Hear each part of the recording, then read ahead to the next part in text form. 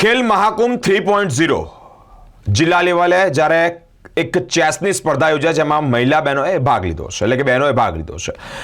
Right way school ખાતે આ chess સ્પર્ધાનું આયોજન કરવામાં આવ્યું. ખેલ મહાકુંભ 3.0 જિલ્લા કક્ષાની બહેનોની ચેસ સ્પર્ધા રાઇટ વે સ્કૂલ તાંદલજા ખાતે તેનું આયોજન કરવામાં આવ્યું. મુખ્ય મહેમાન તરીકે જિલ્લા રમતગમત વિકાસ અધિકારી શ્રી વિસ્મય વ્યાસ, જિલ્લાના ચેસ કોચ મૌલિક રાવલ ઉપસ્થિત રહ્યા તેમજ સ્કૂલના આચાર્ય શ્રી અયાજ સિંધી પણ હાજર રહ્યા છે. આ ચેસની સ્પર્ધામાં અંડર 14-17 સાથે જ 40+ અને 60+ આમ બહેનોમાં ટોટલ 6 કેટેગરીમાં વિભાજિત કરવામાં આવી. જિલ્લા કક્ષાએ દરેક કેટેગરીમાંથી 1 થી 3 વિજેતા થયા, જેમાં રાજ્ય કક્ષાએ ભાગ લેનાર દાવેદાર બનશે. જિલ્લા રમતગમત વિકાસ અધિકારીનું બુકેથી સ્વાગત પણ કરવામાં આવ્યું. સાથે જ વડોદરા દ્વારા આ સ્પર્ધાની જવાબદારી શ્રી અરવિંદ પ્રજાપતિને સોંપવામાં આવી.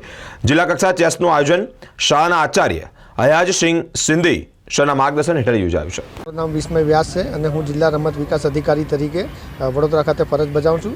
રમતગમત યુવા સાંસ્કૃતિક પ્રવૃત્તિઓનો વિભાગ સ્પોર્ટ્સ ઓથોરિટી ઓફ ગુજરાત હસ્તકની જિલ્લા રમત પ્રશિક્ષણ કેન્દ્ર વડોદરાની કચેરી દ્વારા રાઇટ વે સ્કૂલ ખાતે ખેલ મહાકુંભ 3.0 ચેસનું બહેનોનું આયોજન જિલ્લા કક્ષાનું કરવામાં આવેલ છે, જેની અંદર આશરે 50-70 જેટલી બહેનોએ ભાગ લીધેલ છે. એની અંદર અંડર 14, અંડર 17, અબાવ 17, અબાવ 40, અબાવ 60 રમતોનું આયોજન કરવામાં આવેલ છે. અને જિલ્લા કક્ષાએ જે લોકો ટોપ 3માં આવશે એ લોકો વડોદરા શહેરનું રાજ્ય કક્ષાએ પ્રતિનિધિત્વ કરશે. મારું નામ મૌલિક રાવલ છે.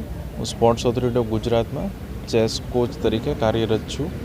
આજે રાઇટ વે સ્કૂલ તાંદલજા ખાતે ડિસ્ટ્રિક્ટ લેવલ ખેલ મહાકુંભ જિલ્લા કક્ષાની બહેનોની ટુર્નામેન્ટનું આયોજન કરવામાં આવેલ છે, જેમાં અલગ અલગ ઝોનમાંથી 3 ખેલાડીઓ આજે અહીંયા રમી રહ્યા છે.